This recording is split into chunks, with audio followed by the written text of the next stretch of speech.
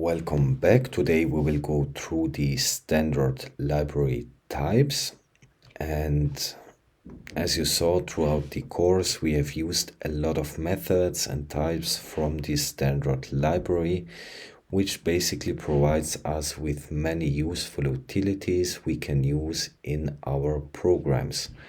So before we start, I want to show you something. We are now inside standard library types. As you can see over here, exercises, standard library types. And we have here 5 exercises for iterators. And we will do these ones in this video here. And the rest we will do in a separate video, part 2 of standard library types. I think this is more clean and organized, and I like to do it in this way. So today we will just solve these ones. Right? Let's go to the first exercise. Make me compile by filling in the question marks. When performing operations on elements within a collection, iterators are essential. This module helps you get familiar with the structure of using an iterator and how to go through elements within an iterable collection. So we are inside the main function, and as you can see, this variable over here holds a vector of string slices. Now the first thing we have to do is we actually have to put this collection into an iterator. So just for clarity, let me see. For example, in C and C++, you would like first do it like that, and then for I equals 0, I less than r dot length, and I plus plus. And then you basically over here can modify elements in an array, for example. Now, as I've said, this is the C syntax, and you have to basically do it manually like that all the time. You have to define a start and an end and the steps for the iteration. Now in Rust, it's a little bit different. You don't have to do it manually. You just call a method on a collection you want to iterate over. So for example, we have 3 forms of iteration. We have the first one is iter, which iterates over references. The second one is itermute, which iterates over mutable references. And the third one, into iter, which iterates over owned types, like that. As you can see over here, we have here references. So we will use the first one, this one, which is iter. So we take this variable, my favorite fruits, and we put it into an iterator like that. So we have put this collection into an iterator. Now in Rust, an iterator by itself doesn't do anything. You have to consume the iterator with a method, for example, that you call upon the iterator. So for example, and by the way, this variable is mutable, just so you know. So as you can see, there is a method next, which advances the iterator and returns the next value. Returns none when iteration is finished. So we have here an array. As you can see, we put it into an iterator like that, and then we can basically just iterate over the array manually by calling the next method. As you can see, iter.next, on the first call, it will return the value over here, which is a reference to the value, and then this is wrapped into sum, which is of type option. Then in the second call, the second element, in the third call, the third element, and so on. And if there are no elements left, then next will return none. And by the way, if you put this into an iterator, this has to be mutable, because when we call next upon it, Rust behind the scenes will modify something, and this is why this has to be mutable. All right, so what we here basically have to do, as you can see, we are just calling the next method over and over again, and we just here have to assert basically what will be the return. So let's see.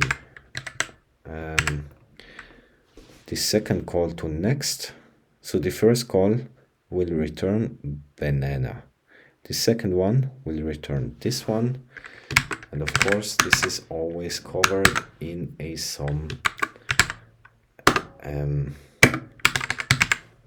type like that. Then the third one, avocado.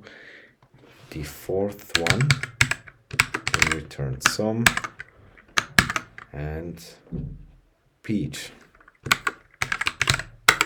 like that. And the last one will return raspberry. Now we call next again, and as you saw, what happens if there are no elements left, we just return none like that. All right, now this was pretty basic, and actually you don't use next that much, you know, it's basically you just automatically iterate over an iterator. Usually you don't have to manually call next all the time, but you will see. So let's go to the second one. In this exercise, you will learn some of the unique advantages that iterators can offer. Follow the steps to complete the exercise. So, step 1, complete the capitalize first function. So we get as input a string or a string slice, and we have to output a string which the first letter is capitalized. Like that. As you can see, we expect a string slice and we return a string. So first thing, we will take this argument input and call the chars method. Now the chars method over here, let me see that one. The chars method actually returns an iterator over the chars of a string slice. Okay, so as you can see, we have here a string slice word, and we put it into chars, which then basically puts this word into an iterator of characters.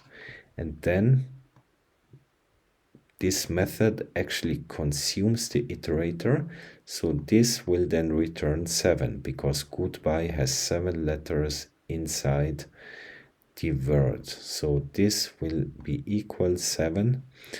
And as you can see, if we put word into the chars method, into an iterator, then we can again call next upon it, and it will just on each call return the individual letters wrapped in a option type sum. So as you can see, goodbye, and again, if we are finished then if we call next, we get a none, like that. So what we do over here, we have here an iterator over the input, and then we store it into C, which is of course mutable. As we mentioned, it has to be mutable so we can iterate over it. Then what we will do, we will match the first element of the iterator, which in this case is the first letter. As you can see in the example, if we call next, we just get the first letter, like that. And if it returns none, that means the input string is actually empty. We just return an empty string. And if there is actually a letter over there, we take this first and we can call it first, and then to uppercase. So this will then return a character which is uppercase, and we will put it of course into a string, because as you saw, this actually will hold a character and not a string. So we call uppercase upon it, so this character will be uppercase, and then we will basically, let me write that over here. So we have, for example, if we have input hello, we take like that, hello. So we then take here, first we'll hold H. This is a character, so it has only single quotes, and then we make it here to uppercase, so it will be uppercase like that, and then we will transform that to a string like this.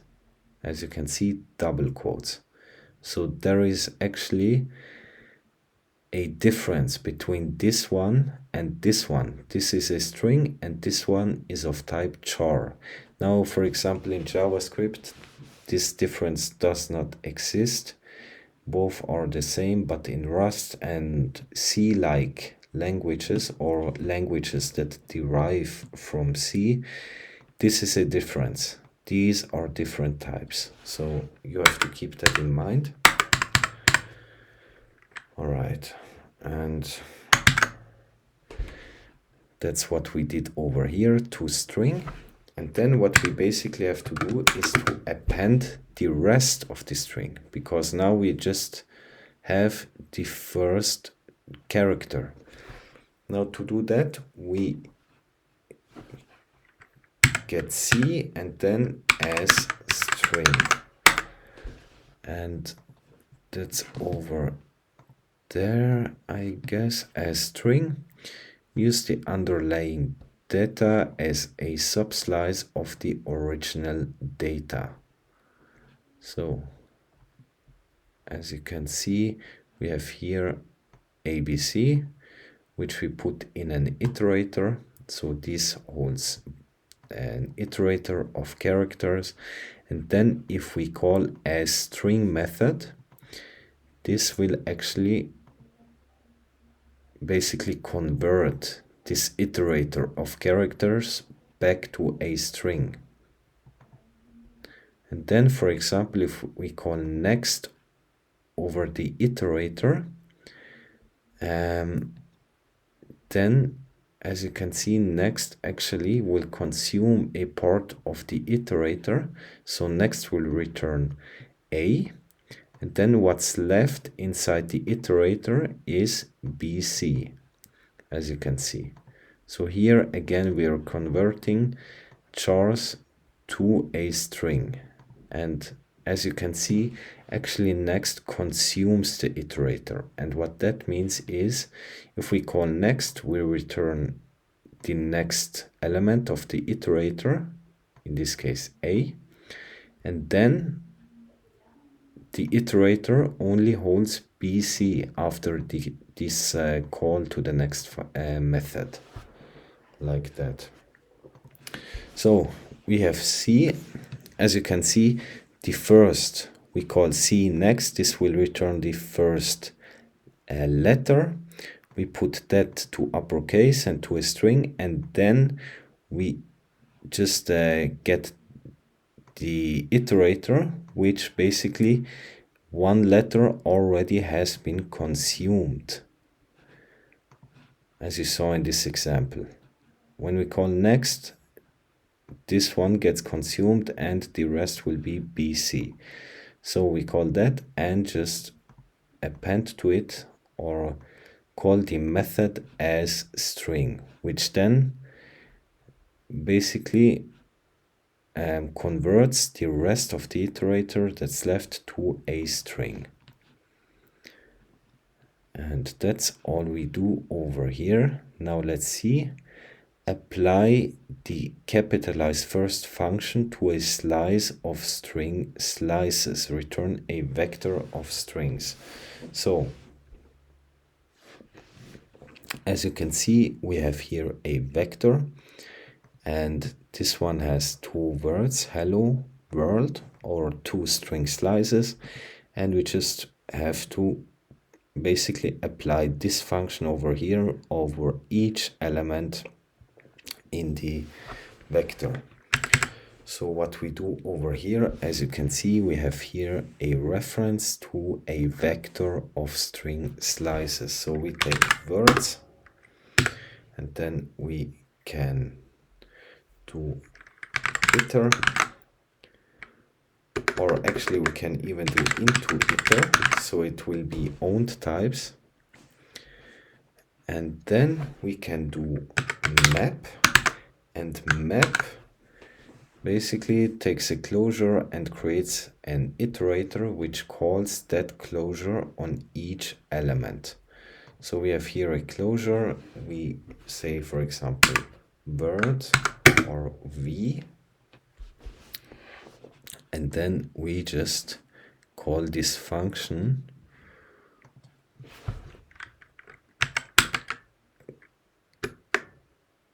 or basically, let me see, words into iter and then map, and we call capitalize first and we pass it v, like that. And then in the end we should collect. I will show you in a moment what this will do. Let's see if it's compiling, and this failed. So, alright, we didn't actually do the last one, so of course this failed. So this is actually working. So what we did over here is we have words, which is a reference to a vector of string slices. Basically what you see over here, we have a vector and these are string slices, and then we just apply this function, capitalize first, over each element in the vector. So hello will be capitalized, world will be capitalized, and so on. So we take words, we put it into an iter, and as you can see over here into iter, which this one into iter, which iterates over t, which means an owned type. So basically, let's see, I guess it's even working without that, or it should work.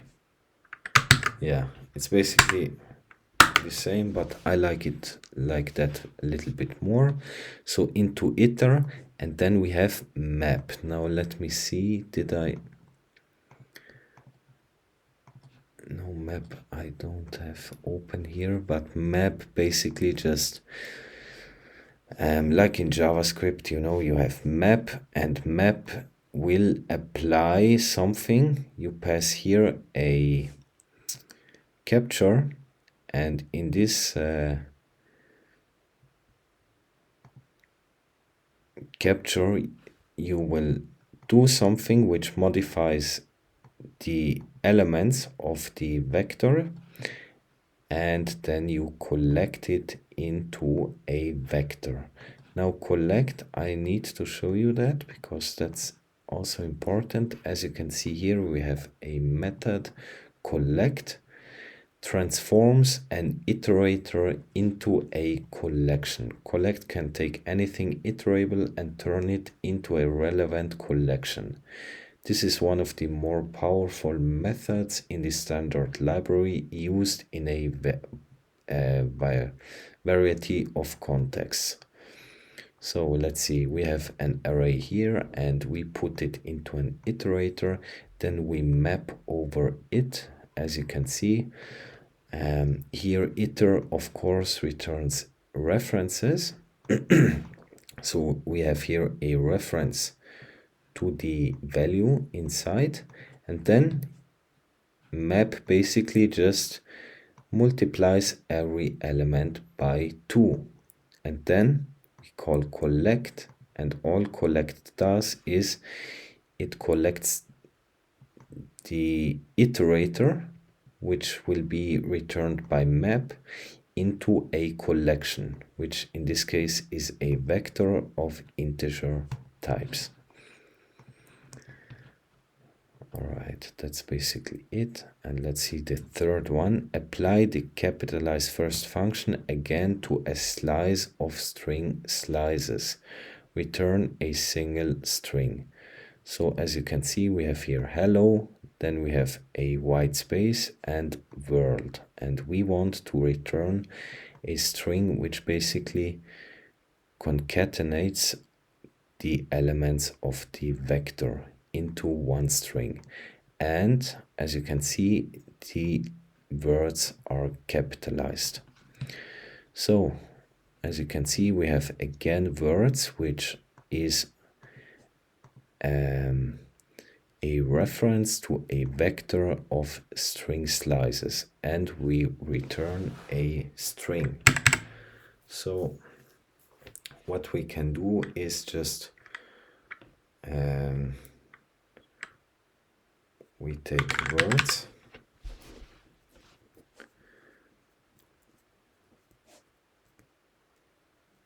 and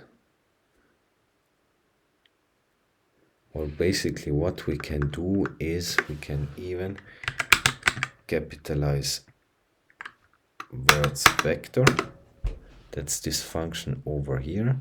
We pass it words, that's fine. And then we can just call join. And all join does is just, it joins a vector, all elements of a vector into a string. So maybe just join flattens a slice of t into a single value self output, placing a given separator between each. So for example, we have here a vector hello world, and we put join, and then it returns hello world like that. So that's all this does. And let's see. As you can see, everything is compiling.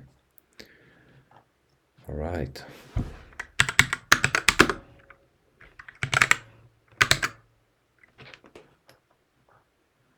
Number 3. This is a bigger exercise than most of the others. You can do it. Here is your mission should you choose to accept it. First, complete the divide function to get the first 4 tests to pass.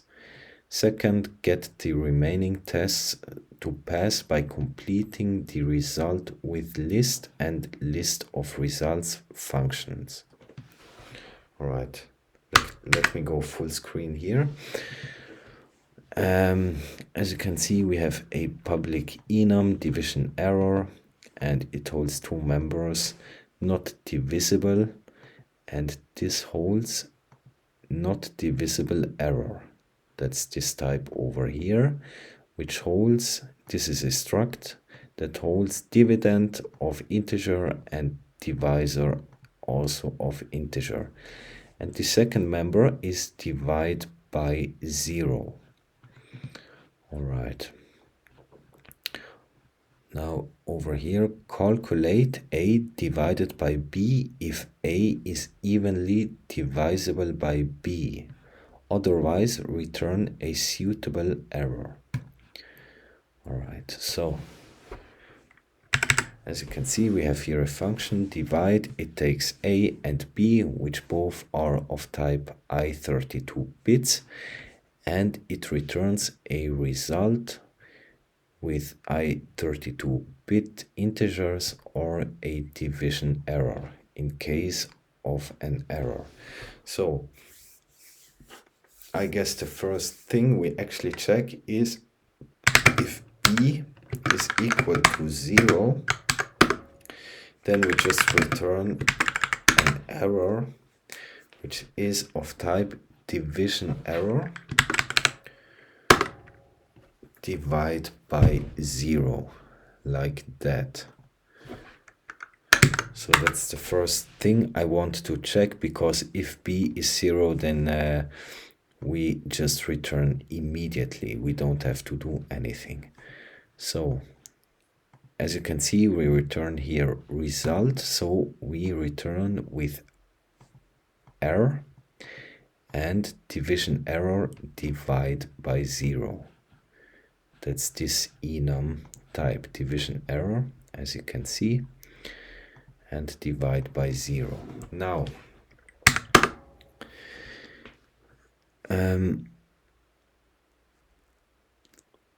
the second thing is we have to check if a divided by b, if a is evenly divisible by b.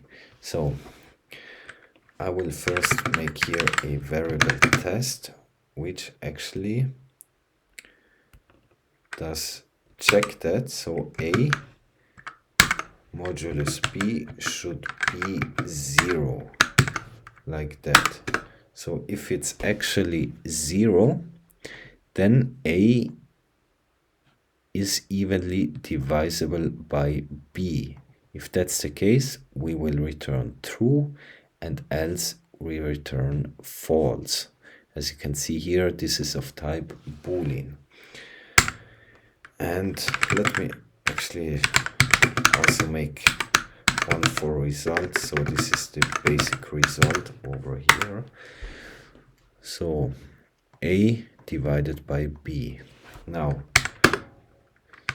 if test, and this is basically a shorthand for if test equals true, but we don't have to write it like that because this is actually implicit. So if test, then we return okay, because as you remember, we return a result, and then we just put result over here, which holds the operation of a divided by b. Now, if it's not evenly divisible, then we will return r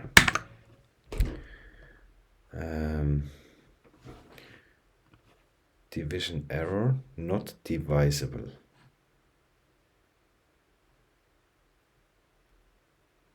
So division error not divisible, and then we basically over here, as you can see, not divisible holds a struct not divisible error. So over here I will pass not divisible error, and we pass it the dividend, which is a, and the divisor, which is b, like that. So the dividend, we pass it a, and divisor b. So in the error message, it's basically apparent what's the problem. All right, let me see. or we are not even done, I guess. But okay, as you can see, some of the tests are already passing, but 2 are still failing.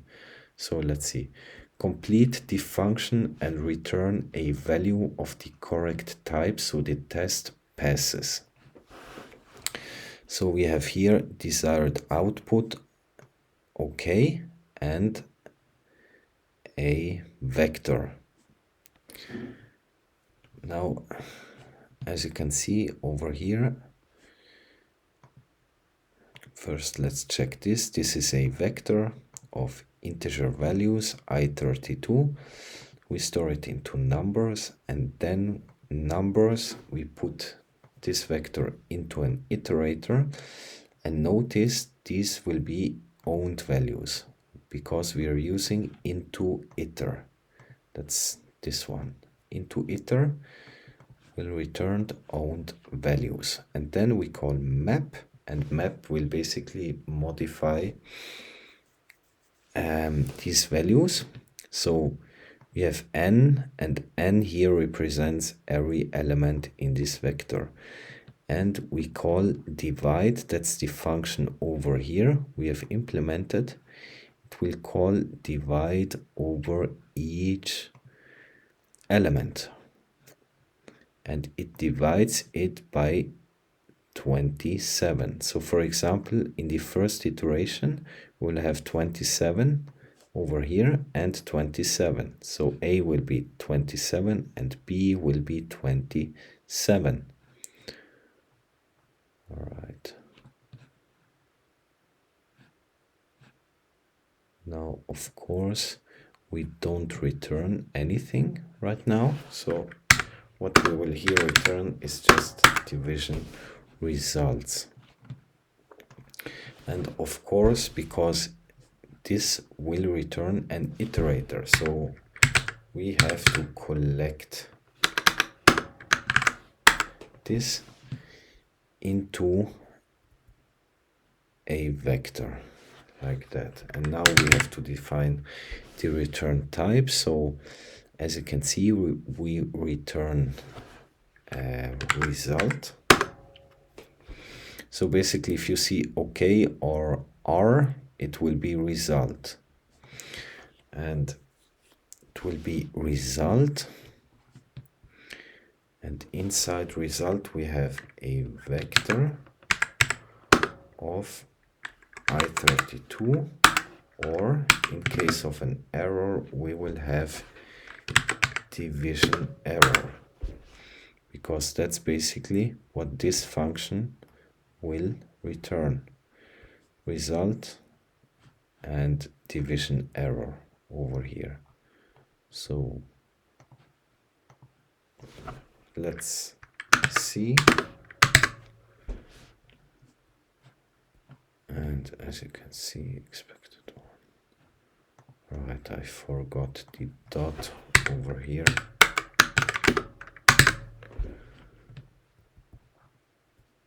So basically a lot of them are passing, only one is failing. So that's over here, complete the function and return a value of the correct type so the test passes.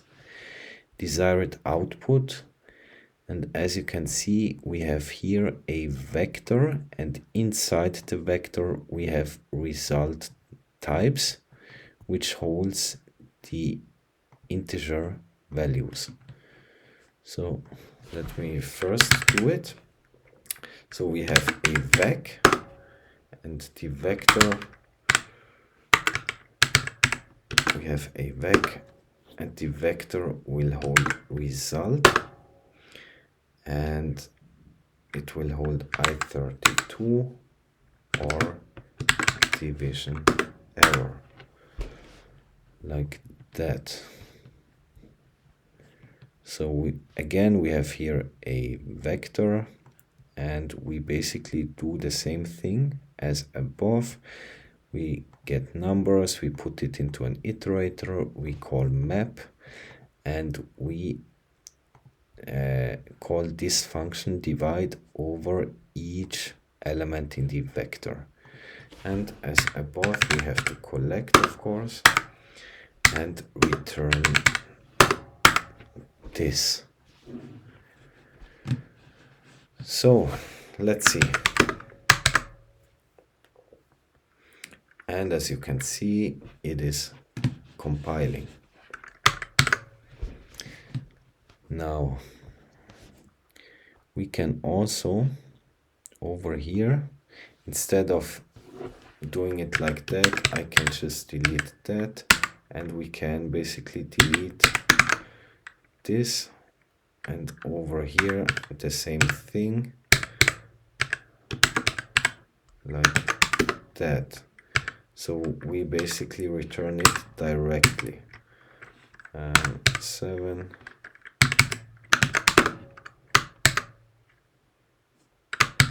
As you can see. So instead of creating another variable and then return it, we can basically return it directly. Let me just format this a little bit like that. So yeah, that's basically it. And let's see, fourth one. So factorial. Complete this function to return the factorial of num. Do not use return. Try not to use imperative style loops for while additional variables.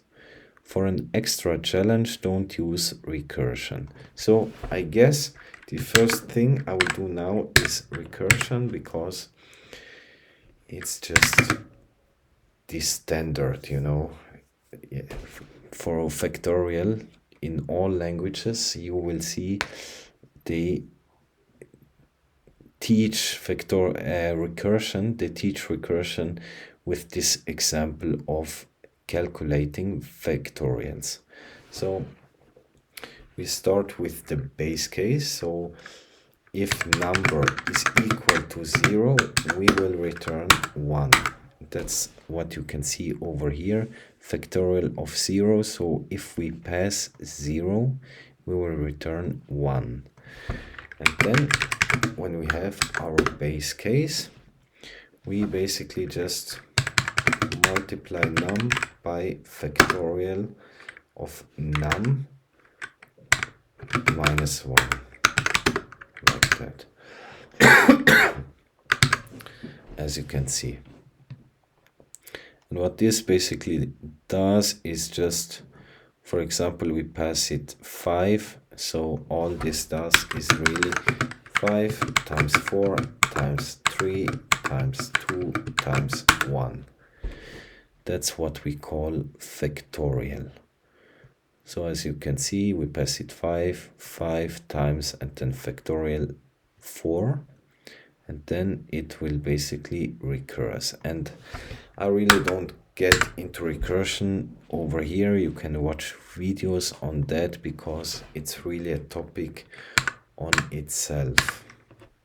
So that's the way of recursion, but there are 2 more ways which are more specific to Rust. So the first one is when we match num, and then if we have 0, we return 1. And if we have 1 and above,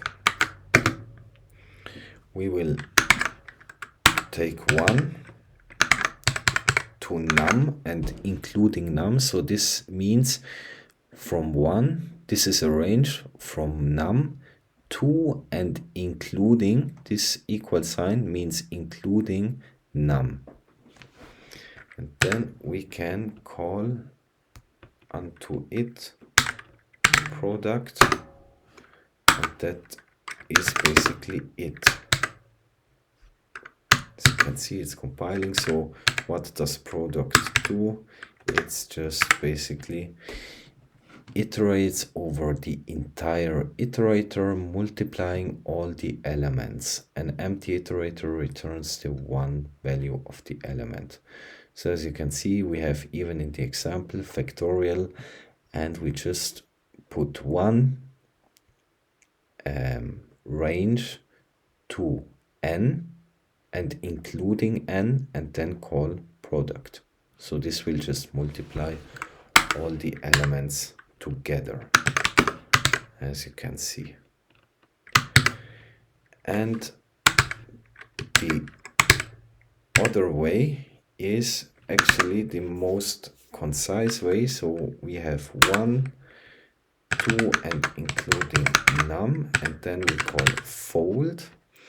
And this is basically folds every element into an accumulator by applying an operation. So let me see, I have opened it. It's this one, fold. Folds every element into an accumulator by applying an operation returning the final result. Fold takes two arguments, an initial value and a closure with two arguments, an accumulator and an element. The closure returns the value that the accumulator should have for the next iteration. So let's see an example over here. We have here an array, and then we put this array into an iterator. So iter will return references to the values, and then we call fold. This is the initial value. So accumulator will start with this value, and then x stands for the value. And all it does on each iteration, it adds to the accumulator the value of x. So as you can see here, it's really nice. In the first iteration we have 0, and then element 1, which is this one. So let me zoom out just a little bit so it's all on the same. I hope you can see it like that. So we have this. So accumulator starts with 0. That's what we have defined here. And then the first element 1, accumulator 0 plus 1 will be 1. Then the second element and accumulator is 1, as you can see. And we have x, which is 2, and we have 3. Then the third element, and the accumulator holds 3 because that was the result over here, and we add 3 to it, so we have 6. That will be the result. So if you're coming from JavaScript, it's basically like the reduce function. So we start with 1, that's very important. And then we have the accumulator and the number, and we basically just accumulator times n.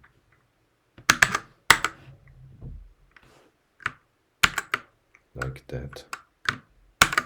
That's basically it. As you can see, it's also compiling. So you can really choose any method you like. I like this one the most because it's more concise, but as you wish. So that's the last one. Let's define a simple model to track Rustlings exercise progress. Progress will be modeled using a hash map. The name of the exercise is the key and the progress is the value. Two counting functions were created to count the number of exercises with a given progress. These counting functions use imperative style for loops. We create this counting functionality using iterators. Only the two iterator methods, count iterator and count collection iterator, need to be modified. Okay, let me go full screen again. So we have here an enum, As you can see, it holds none, sum complete. And the name is progress, of course. So as you can see, we have already implemented the two functions. So here we have count 4. It takes a reference to a hash map of string keys and progress values, and it has a value argument of type progress. And it returns usize, which is an unsigned integer. So here we have count, which is mutable 0, and then here we have a for loop. We take map, which is hash map, and we take only the values of the hash map.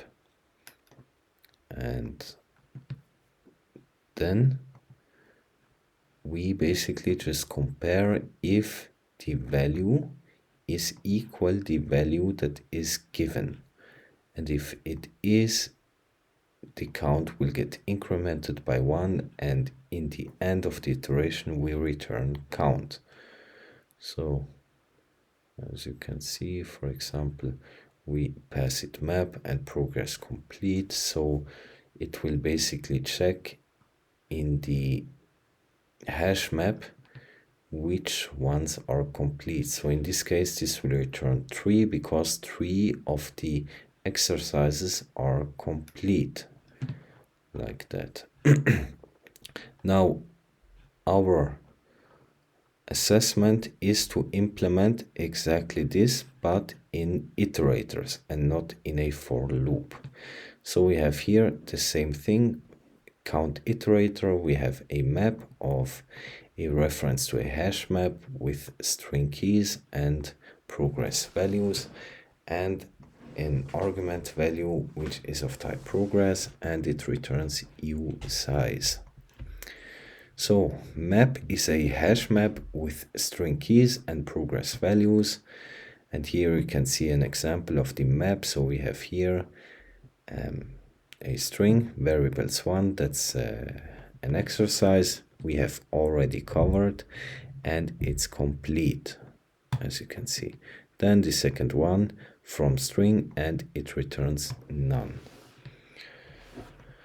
All right, so we can take map and we put it into an iter, and then we basically just can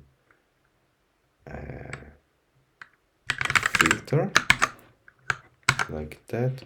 We get the entry, and we basically just check if e is equal to value, like that. And if it is, in the end we just put count. So let me actually show you that one. Collect we have over here. So we have filter, creates an iterator which uses a closure to determine if an element should be yielded. Given an element, the closure must return true or false. The returned iterator will yield only the elements for which the closure returns true. So as you can see, we have here an array of 3 integer values, and as you can see, we put it into an iterator and we filter. X stands for the values as in map, and then we check basically x is positive. So then in the iterator it only yields the values that are actually positive, like that. And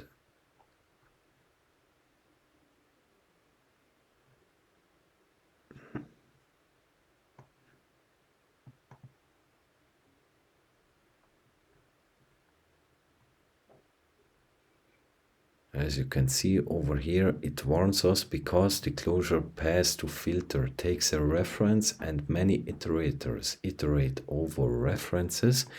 This leads to a possibly confusing situation where the type of the closure is a double reference.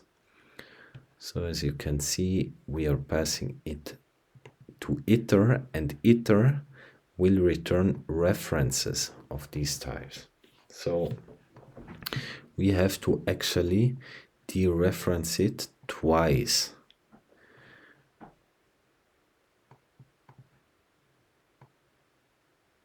As you can see, because this will return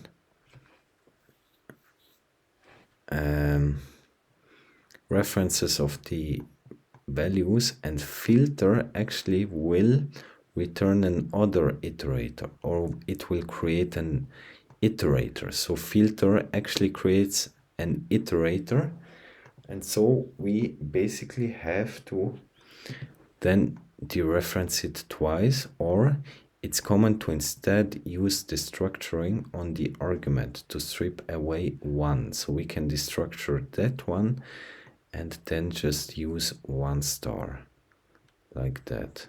Now this looks a little bit weird, so yeah. All right.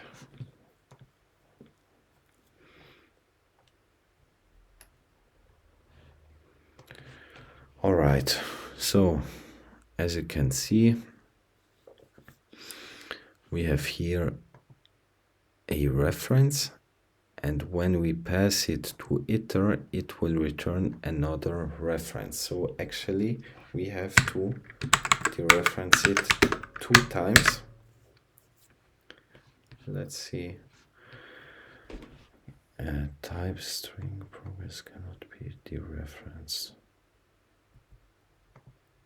And of course, we just have to, inside of here, take the values and not the whole hash map. So we are only interested in this, the progress, because we are here testing if the progress is of same type as value, or not the same type. It's always the same type, but if this value in the hash map, for example here complete, and we pass value complete, so it checks only the exercises which are complete. And as you can see, 2 are actually passing, so that's a good sign. But as you know, I like this a little bit more, so I will use that one like that.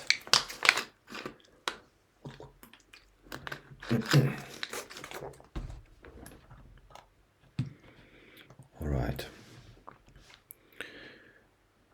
And as you can see over here, we have count collection 4. That's the 4 version of the one we have to implement. So we have again count.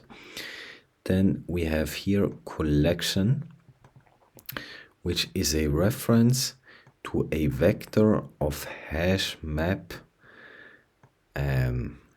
with string keys and progress values, and this is the same over here. So as you can see, we are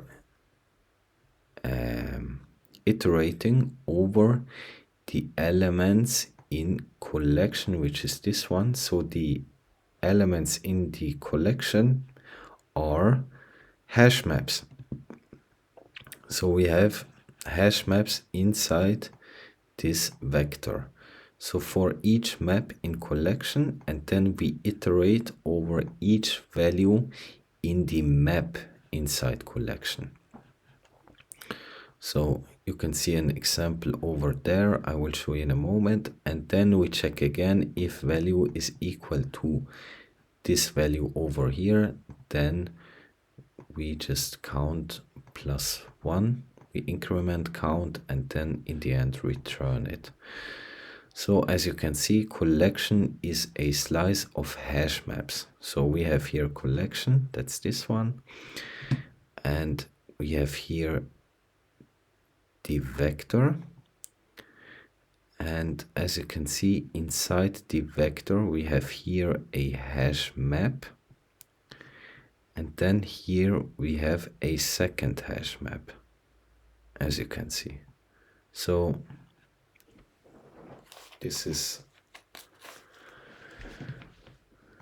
a little bit more complicating, and this whole vector is basically a reference. So luckily we have implemented a lot over here already, so we don't have to worry too much. We call collections or collection, and then we put it into iter, because we want to have here owned values. You can use iter if you want, but let's do it like that. And then we can again map, and for each map inside this vector we will just call the function count iterator. So count iterator, and we pass it m, and the value, and all we do then in the end is sum, like that, and it should actually compile. So let me show you what I did over there. So we have collection, which is of this type. It's a reference to a vector which holds hash maps of string keys and progress values. Then we put it into iter. Now let me actually check. I think it should work if we just put iter like that. As you can see, both ways are okay. Let's keep it like this. So we have an iterator, and then we map over each element in the iterator, which is m. So m here is basically these hash maps. So this is one hash map over here, and this is the second hash map. And we can have as many hash maps as we want inside this vector. And then on each hash map, we call this count iterator. We pass it the hash map and the value. The value is taken from here. Now we go to this function. Over here, we have here the hash map and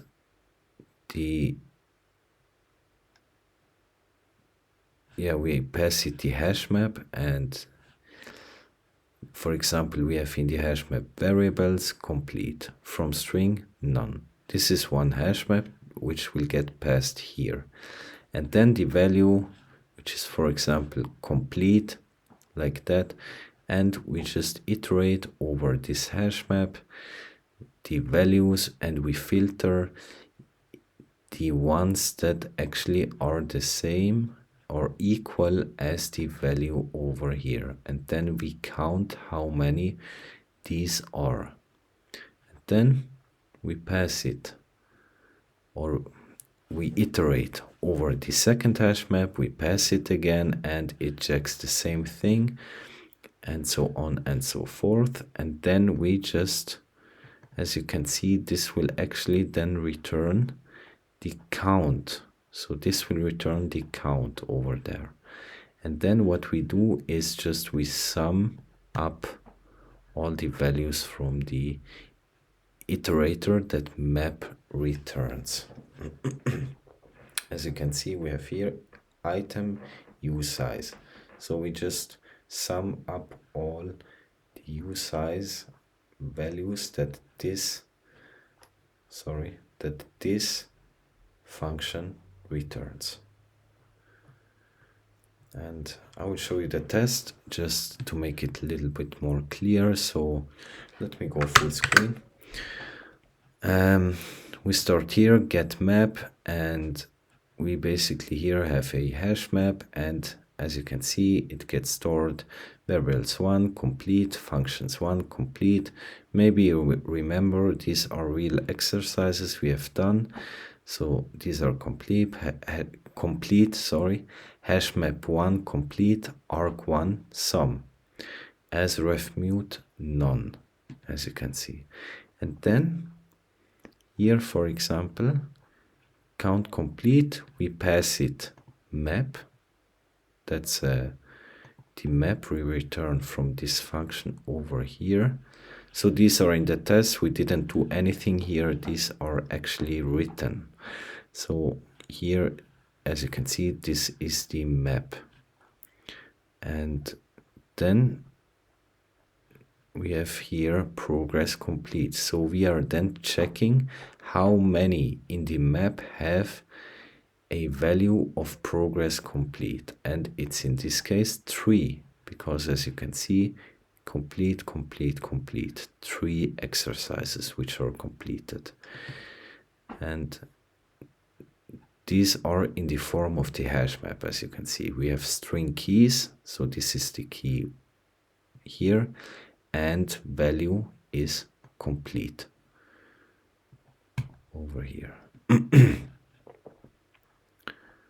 And all this function does is really it iterates over the elements in the hash map and checks if the value of the hash map, as you can see, this is the example of a hash map, if this value over here complete is equal to value we pass, which was in this case complete, like that. That's what we passed as the second argument. As you can see, and then in the end it just counts how many were returned by this method filter, and filter only returns the ones that are true. And of course filter returns that in a separate iterator, so we have to consume the iterator by calling the count method. This will count and return usize. And here it's basically the same thing, but here we have a vector of hash maps. So we first have to iterate over every individual hash map and then pass it to this function over here, which will then return the count, and then in the end just sum up everything. And it will also return usize. So as you can see over here in the test, we have this map and we create another one. This is another hash map, and then we return here map and other. This is map and this is other, so we have two hash maps inside this vector. And then when we pass it over there, we should return 6. So we have the collection, that's the vector of hash maps and progress complete. So it checks basically here in the first hash map we have 3 complete exercises, and in the second one we have 3 complete exercises, so we return 6.